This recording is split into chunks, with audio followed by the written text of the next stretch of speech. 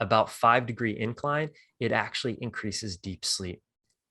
And it's really, really interesting. Why does that happen? I mean, the ancient Egyptians they found beds, inclined beds. The ancient Egyptians knew about incline sleeping. Wow. So it helps with the glimpse system.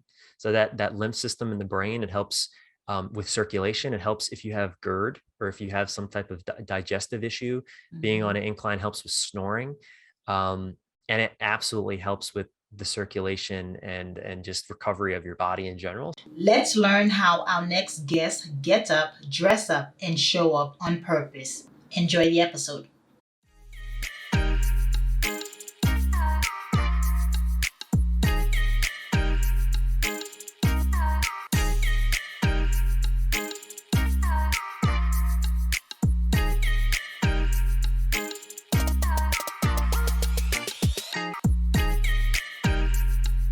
Hello, morning enthusiasts. Welcome to the Best Morning Routine Ever podcast. I am your host, Lunid Lewis, and today I have the honor of introducing a very phenomenal young man to the show, and he is going to blow your mind about sleeping well and the importance of it. So he has helped high achievers and exhausted insomniac get and stay asleep so they can wake up with more peace and be more present in their life.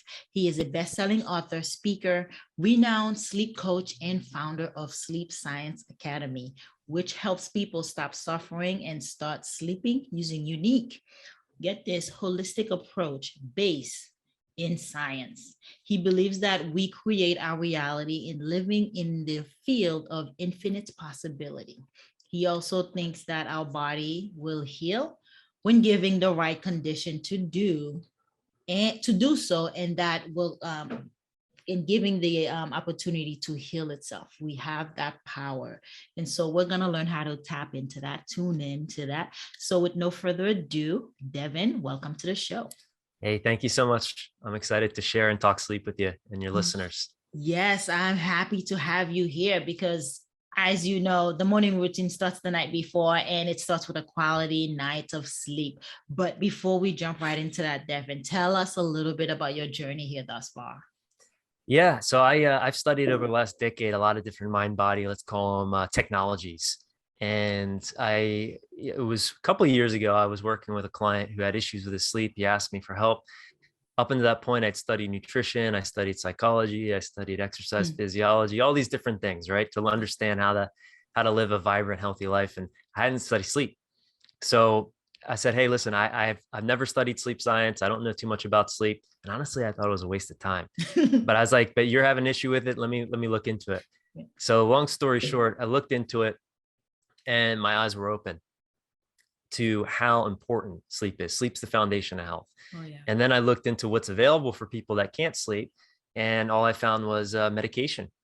And the further I looked, I saw, okay, there's one part of psychology that can help, CBTI it's called. And I said, wait a second. Okay, there's some good tools there.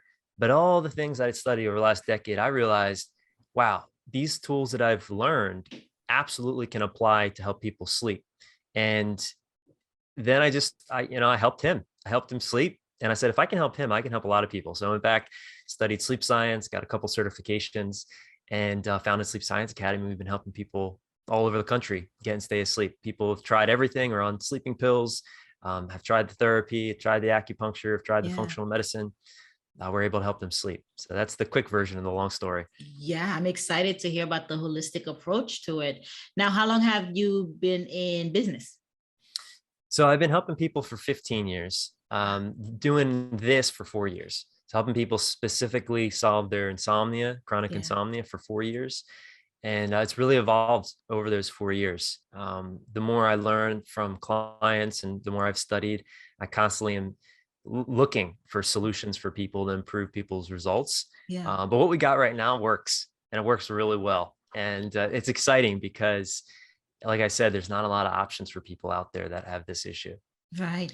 How big is this problem, especially here in America? Because people are just chronic insomniac, right? They can't sleep. Their mind is racing. They don't know what the cause of it is. And it's like a gateway to other health issues. So how big is this number wise in the country? Yeah, about 40 million Americans. And that number, that's old. So since COVID, I haven't seen the recent data, but I can assure you it's much more than 40 million people in America. Globally, I don't know the number globally, but it's a massive problem. And a lot of people struggle with it, and a lot of people think they have to live with it, and they Right. don't. And it's really, insomnia is, it's a symptom, it's a result. It's not really the problem. Mhm. And when people address these symptoms of the symptom with sleeping pills and with, these quick fixes, supplements, it might help for a little bit, but then it ends up coming back. And Right. then they get more frustrated, more frustration, more stress leads to that paradox of trying to force and control it, keeps them stuck. And yeah, and then on and on this goes. So when you're not sleeping, your cortisol goes up, your stress hormones go up. Those are up. You're not going to be able to sleep the next night. So it's this vicious cycle that people get caught on, where Yeah. yeah, I mean, it's not good. It's not fun to be in that paradox. Yeah, you're in a fight or flight mode at all times. And so adrenal fatigue kicks in, and that keeps you up at night because your cortisol levels are way too high due to chronic stress, right? And chronic stress is not just like the laborer. It's not just it's entrepreneurs, it's the working mom. It's, it's the teacher now that, that is teaching. Chronic stress is just a prolonged stress over a duration of time that you just can't ease off of, and the body realizes, okay, we're on fight mode. We can't flee, so we're gonna fight. And so cortisol overproduce. And so how, what's the holistic, how do you combat that? Yeah, so the way I look at it is, first and foremost, you got to address the mind, because the Mhm. mind controls the body. Right. So, looking at thoughts and beliefs about sleep, about your ability to sleep, about what happens if you don't sleep. There's a lot of mind stuff and mind patterns that people get stuck in that Yeah. doesn't allow their body to get out of that wired and tired state. If you try to address, I find, the body before the mind, it can be helpful, but usually I've seen it's not sustainable. So I Right. start with the mind. We look at what are the thoughts and the beliefs that are creating the stress, what's the truth, and then we get to the body. Mhm. And the body meaning resetting the sleep system, as we call it, which is like the circadian clock and sleep pressure. So there's some tools, techniques, and technology to do that. And then lastly, we look at the environment, which is where most people start. And a lot of people have probably heard about the term sleep hygiene. This is, hey, Yeah. make your bedroom cold and dark. Don't eat too late. Don't have caffeine, alcohol, all the things that you read about online if you're looking for support with your sleep, these blogs and articles. That's all fantastic. Yeah. That doesn't solve insomnia. It helps improve your sleep quality, but it won't get you out of that paradox of trying to, force and control sleep. It actually, in some cases, it makes it worse, Mm. because the more those things you try that don't work, the more stressful it becomes. And the more it reinforces this false belief that you're broken and you can't sleep. Yeah. Yeah. And you bought the circadian clock, and I do this piece with my clients and my listeners, talk about morning routine starting the night before. And there's a chronotype. You've heard of them? There are different times of day that at night you should go to sleep and wake up according to your biological clock. Tell us about this biological clock that is ticking inside. Yeah. So yeah, chronobiology, Dr. Michael Bruce is Mhm. one of the more popular promoters of this, but we all have our unique chronotype, or unique sort of body rhythm. Yeah. And they found actually that every single cell has its own clock. It's amazing. Yeah. Um, Tiny mini and clocks going on within a clock. It's like Inception. yeah, it is. It is. And then we have the master clock, the suprachiasmatic nucleus. It's like a big word, but essentially there's the master clock that controls all these little tiny clocks and syncs them up. And I like to make the analogy, it's like grandfather clock. And What's if you, that one called? The grandfather clock. I would, it's the suprachiasmatic nucleus. It's the main in the pineal gland. It's the main clock that controls all of the other clocks, right? So if that one's out of sync, and oftentimes it's out of sync because we're not getting enough sun, because we're not eating the right foods, we're not hydrated, chronic stress, just from thoughts and just living in this crazy world. Yeah. um, that all dysregulates the natural biorhythms. And so when that dysregulates the natural biorhythms, then we have dysfunction. Dysfunction shows up as not being able to turn off, not being able to shift into the parasympathetic, the rest and digest. And it's like, I like to give the analogy, it's kind of like a light switch. It gets stuck in the on position, and maybe it toggles a little bit off, but it never really fully shuts off.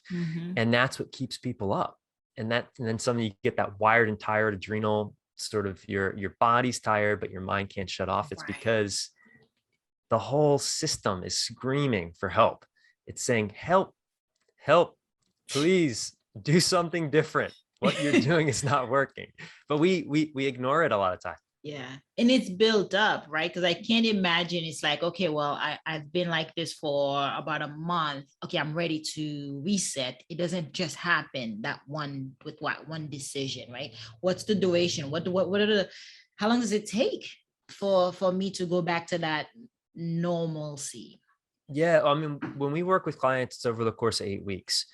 And we have worked with clients that have insomnia for decades, that have been on sleeping pills for decades. And we found within 8 weeks, sometimes it takes a little bit longer, we can resync that circadian clock. And it starts again before we doing that, understanding the thoughts and the beliefs that are keeping you in the stress state. Because until you deconstruct those mind patterns, the physicality, the tools and the physicality of resetting the body, I found is just not as effective or sustainable. So we're going back to psychology now. Big time. I mean, the thing between your ears runs, it runs the show. And I found a lot of times people discount it, and it makes sense because you can't see your thoughts. Right. You can see your bed and bedroom, you can see your supplements, you can see, your physicality, the things around you, your environment, but you can't see your thoughts. But thoughts are things. So if you don't understand what's going on between your ears and how to make sense of it, it's very, very challenging to address the root cause, which a lot of times it is first and foremost in the mind. Yeah. And for me, as a habit psychologist, I find it when people come to build habits, we really do have to go the approach you are referring to. It starts with the mind. We really can't build any new habits if the negative belief that is deep rooted subconsciously is driving your behavior. We got to go in there and rip that out. We got to go in there and reprogram and rewire the mind before we can actually implement new habits. And then that's when it's almost like getting a new identity. Yeah. And a lot of times, unfortunately, people have this identity of I'm a bad sleeper. Yep. And then they reinforce it with, well, my parents were a bad sleeper, my grandparents were a bad sleeper. And then they buy into that story, which isn't true. Like, sleep is a natural biological process that happens when we remove the barriers to it happening. Yeah. It's that simple. And people just have all these stories around, it's my genetics, or it's this, or it's that. And it's like, well, no, it's not. Yeah. I want to talk about the different things that can happen to break that cycle, but let's talk about the different chronotypes. I think I read somewhere that there's a night owl and there's a early bird chronotype, not just the 4 that we know: the lion, the bear, the wolf, and the dolphin. Yep. So dolphins are the Insomniacs, and then I think Dr. Michael Bruce, he's fantastic. He came up with those 4 sort of animal chronotypes and named them. Before that, it was sort of the night owl and the morning bird or morning lark.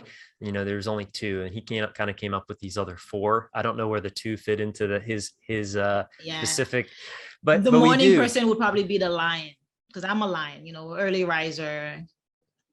Yeah, I mean, we absolutely, I think it's very valuable to know what your chronotype is, because a lot of times people do go against their own biology, and then they think they have a problem, but it's not a problem. It's just they don't understand their body.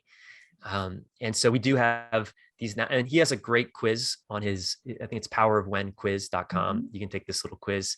And there's a whole book. Dr. Michael Bruce is fantastic. But yeah, understanding your chronotype can be helpful. Again, I think it's a small piece in a much larger puzzle. Yeah. But just having the awareness of, hey, I am a morning person, so maybe it makes sense for me to go to bed a little bit earlier so I can have, at least 7 hours of solid sleep to get up early to then fuel my day. Or somebody that's a night owl. Okay, well, if you're going to be a night owl, then make sure that you create the space to get at least between 7 and 8 hours of sleep. And sometimes our schedules don't allow for that. Sometimes they do. But if you do have a flexible job or flexible lifestyle that can cater towards that chronotype, it's very helpful. Yeah. It's not realistic for a lot of people. So it's that becomes the challenge. I have to ask, what's your chronotype? I'm a bear. You are. You need 8 hours of sleep. I need my 8 hours of sleep. I'm actually a professional sleeper. I bet. I really am. It's a gift. I used to take it for granted, and but not anymore, because I know the value and the importance of it. So are you midday taking a nap, or are you taking a walk when your energy slumps after lunchtime? Because I know all about bears. I know all about the chronotypes. Yeah, well, I'm very well versed in that. Yeah. So I'm a walker.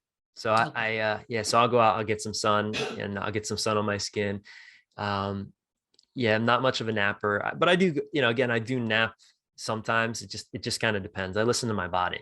I think that's like one of the most important skill sets that's been lost, is the art of listening to your own body. And your body will tell you what you need. Is it a nap or is it a walk? Sometimes it's both. So you gotta be able to tune in to hear the body, and that starts with shutting down all the chatter, what I call the ants, the automatic negative thoughts that goes on. We have 60,000 of them, so no wonder we're flustered. We're walking around like, what am I listening to? What's happening? Yeah, it's crazy. I mean, those ants, they'll build a giant ant farm if you don't learn how to put them in line. They will take over. Yeah. So tell us about what you've alluded to it a little bit about actually going subconsciously and dealing with the mind, the psychology behind what's happening, your thoughts and your belief. How do you define good sleep? Because I have a sleep tracker and I'm tracking my REM and there's another one, my light sleep, my deep sleep. And so define good sleep. Yeah. So when we talk about good sleep, first and foremost, I like to start with quantity of sleep. So everyone needs a little bit different amount of sleep. So that's where the chronotype comes in, and the chronobiology. Some people can get away with 7 hours. Some people need 8 hours. Some people need 8.5 hours. Yeah. Some people need 9 hours. So knowing how much sleep you need is a good place to start. How you determine that is you experiment with it. There isn't like a magic, solution that can tell you how much sleep you need. But then outside of the quantity of sleep, now we're talking sleep quality. So quality of sleep is the depth of your sleep. So are you getting deep delta sleep where the body repairs? Are you getting REM sleep? That's really where the mind repairs. Short-term memory gets shuttled to long-term storage. The glymph system gets activated, which removes the beta amyloid, the plaque that builds up and creates Alzheimer's. There's so much that happens through these different stages. Yeah. But you could get the right amount of sleep, but if that sleep isn't quality, you're not going to wake up refreshed. So a sign, if you're not using a sleep tracker, which I highly recommend because we can't manage what we don't measure. Right. But if you wake up and you're refreshed, you're getting quality sleep. If you wake up and you're foggy and you're groggy and you're not. There's something in the depth and quality of your sleep that's being challenged. And so, we go through 4 to 5 cycles every 90 minutes in and out of light, deep, and REM sleep. And depending on how long we sleep dictates how many of those cycles we go through. But there's certain things you can do to optimize REM sleep and deep sleep. That's like the juicy good stuff. Yeah. And we could talk about that if you like. How do we optimize? So first, let's start with what not to do. So caffeine and alcohol, we know, disturbs sleep quality. specifically REM sleep. And that's really important for memory and dreaming, and eating too late. That disturbs deep sleep, because we get most of our deep sleep in the first half of the night, most of our REM sleep in right before we wake up. So if we look at it as a football game, the first quarter is deep sleep, the fourth quarter is REM sleep. Okay. And oftentimes people don't give themselves enough time in bed, so they cut into the REM sleep, or they eat too late at night or drink alcohol, which disturbs their deep sleep, which is where the body repairs and recovers. That's where like growth hormone and all these amazing things are being released during that deep delta body stage recovery sleep. So those are things not to do. Now, things you can do is absolutely making your room cold and dark helps increase deep sleep. This is really fun. I love to share this one. Incline sleeping. So incline sleeping, it's fascinating. They found that if you put your bed on an incline, about 5-degree incline, it actually increases deep sleep. And it's really, really interesting. Why does that happen? I mean, the ancient Egyptians they found beds, incline beds. The ancient Egyptians knew about incline sleeping. Wow. So it helps with the glimpse system. So that lymph system in the brain, it helps with circulation. It helps if you have GERD or if you have some type of digestive issue. Being on an incline helps with snoring. And it absolutely helps with the circulation and just recovery of your body in general. So, you can get bed risers. You can buy these little bed wedges. You can actually now buy bed frames that are already inclined. This is like a next level thing that most people don't know about. Yeah. And it's subtle. It's not like you're buying the bed where you can go upright all the way up, where there's two different, I guess, remote control. We're talking about something subtle that you won't even feel. That's right. And it's really important to make a distinction between that, because those beds, what happens is they incline just half of the body, and that actually can put pressure on your organs. You don't want that. Yep. You want your full bed to be on an incline. So that's really important distinction to make. So that's fantastic. Mouth taping. Mouth taping, taping your mouth shut at night. Sounds crazy. Increases quality of sleep, because nasal breathing increases nitrous oxide. It's a vasodilator. It's good for people that have blood pressure. It's good for people that snore. It's the hair in your nose filters the air.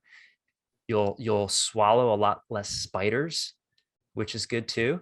What? There's this funny little statistic. I think the average person like swallows 5 spiders a year or something like that, because they're sleeping with their mouth open. Oh gosh. Yeah. So taping your mouth shut can improve a lot of different things, but people have found that it absolutely improves the quality and depth of your sleep. It sounds crazy. You don't have to do it forever, but just retraining your body to breathe through your nose for the 7 to 8 hours that you're in bed is an amazing, unique strategy for quality. Yeah, it's almost like deep breathing practice, right? Meditation, where it goes like straight to your head to help relaxes you and putting oxygen up there.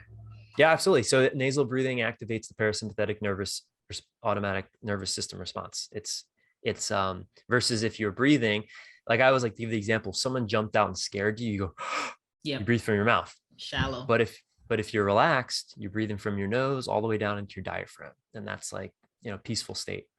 That's the game changer right there.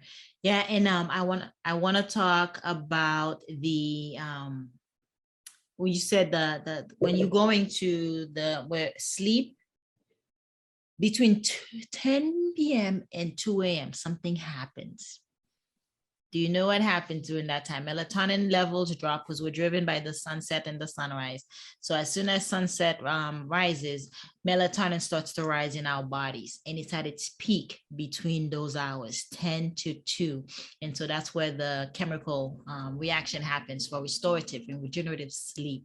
Can you tell us a little bit about that? I read that because I was following Oprah Winfrey and Tony Robbins, and I read about that reaction that takes place during that time. So if you go to sleep beyond those hours, you're already on a wrong foot. You started on a wrong foot because you didn't optimize with the power of those like 4 hours. Yeah, the money sleep hours, as I call them. It's like that's where you get the most delta deep sleep. Mm-hmm. So that's the first quarter of the night. your body temperature needs to drop between 2 to 3 degrees Fahrenheit to induce sleep. That's why having a colder room actually makes you drop into that deep sleep sooner. But that specific time, for whatever reason, I mean, it's that is the time when your body gets the most delta sleep.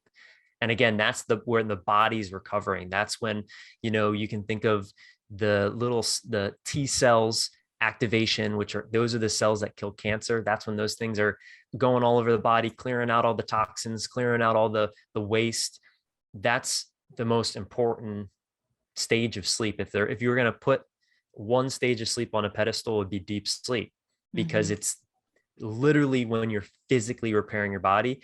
And between those hours, because of what you just mentioned with the chemical reaction of the melatonin and the drop in body temperature and for a lot of other reasons, that is when you get the most deep sleep. So making sure that you're in bed and you're optimizing that chunk of time is very, very important, which is why you don't want to eat too late at night, because you don't want your body digesting food. You want your body doing what it's designed to do, which is repairing your body during those really critical hours of sleep. Yeah, I'm so glad you elaborate on that, because I knew that, but you added the science, more of the science behind it to actually highlight the importance of it.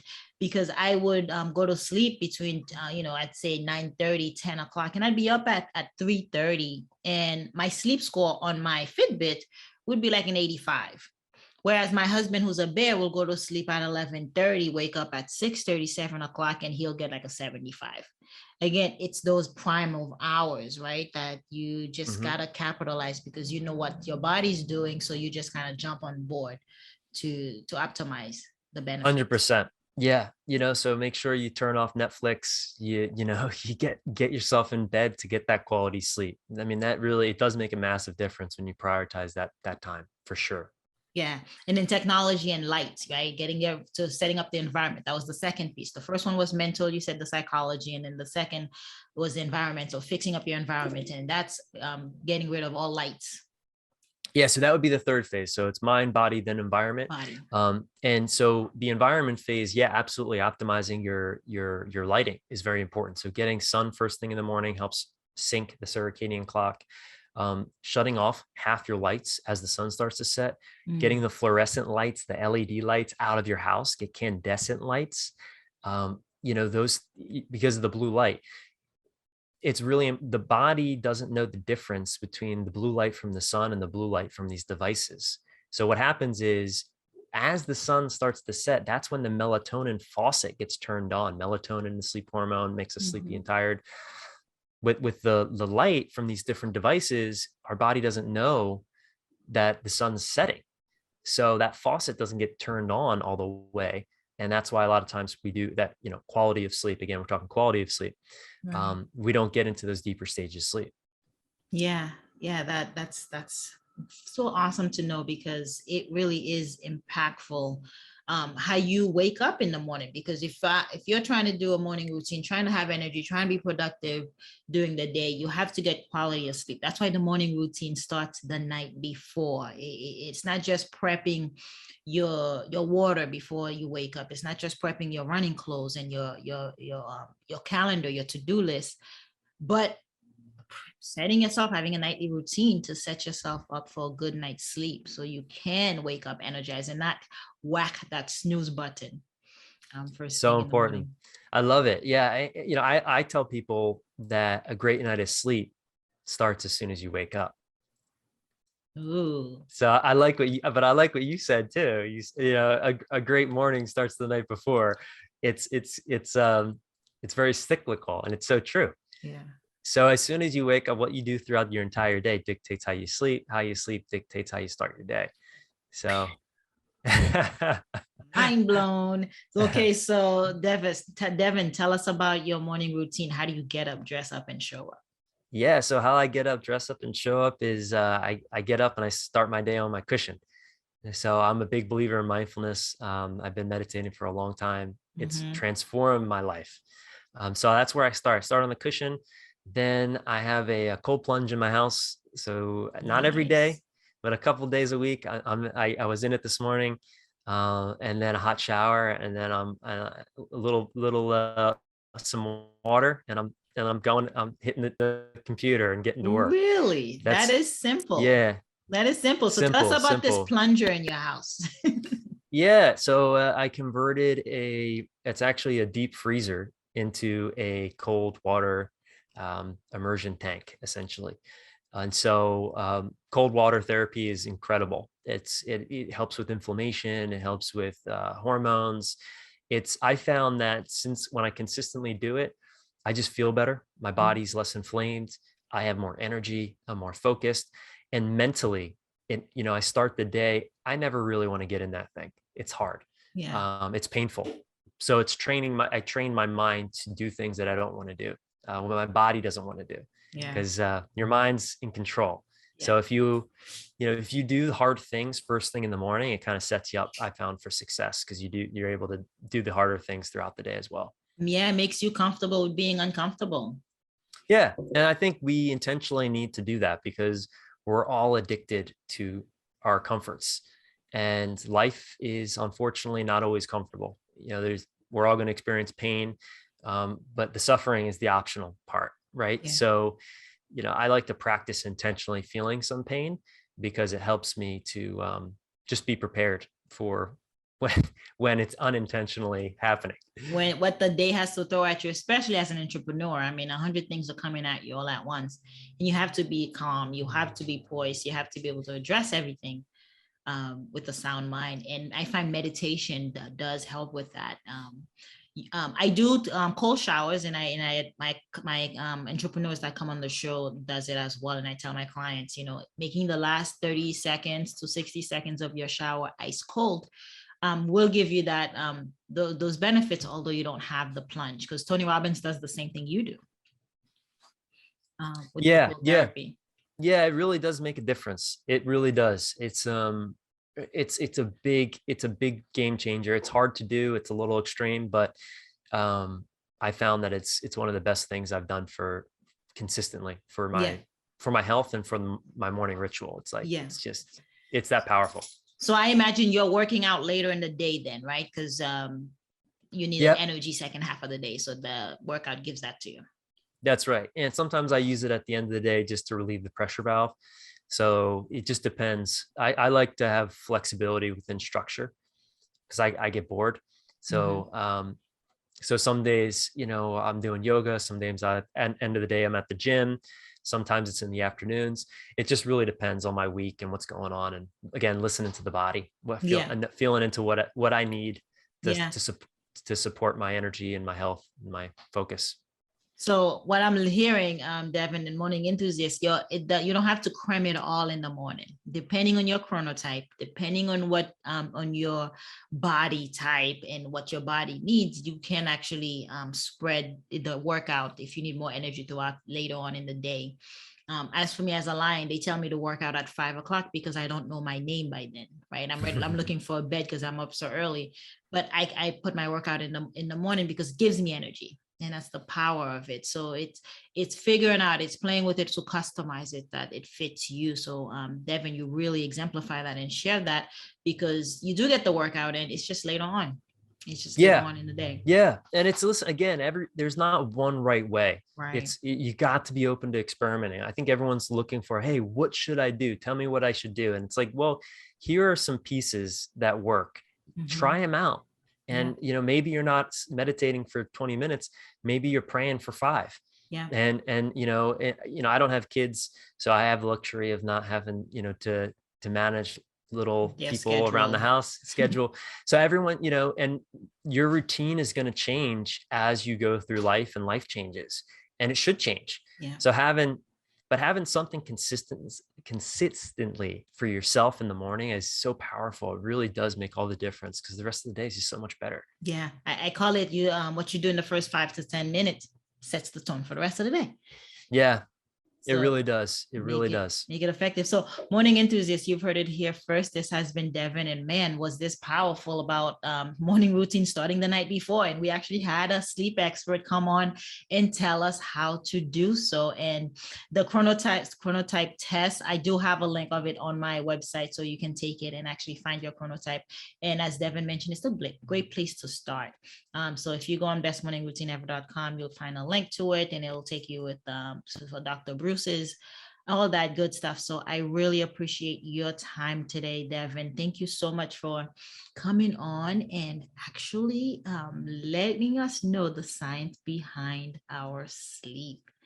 Oh, thanks for having me. It was really fun. I appreciate the work you're doing in the world. So thanks for what you're sharing and what you're doing. Absolutely. So tell us, how can we find you? How can we connect with you if we want to dive deeper? Yeah. So Sleep Science Academy, sleepscienceacademy.com, or Devin Burke Wellness on all the social sites, LinkedIn, Instagram, YouTube. That's where I put out a lot of sleep content. So if you want more stuff, you can check me out on social. If you need support, sleepscienceacademy.com. Excellent. This has been amazing. Thank you so much, Devin, for your time today. You're very welcome. Cool beans. Hope you enjoyed today's episode. Please comment and tell us what was your favorite part, your favorite habit that you are going to try out for yourself today. Comment below. If you haven't already, be sure to subscribe. Until next time, I will see you at the top of your best morning routine ever. Stay blessed.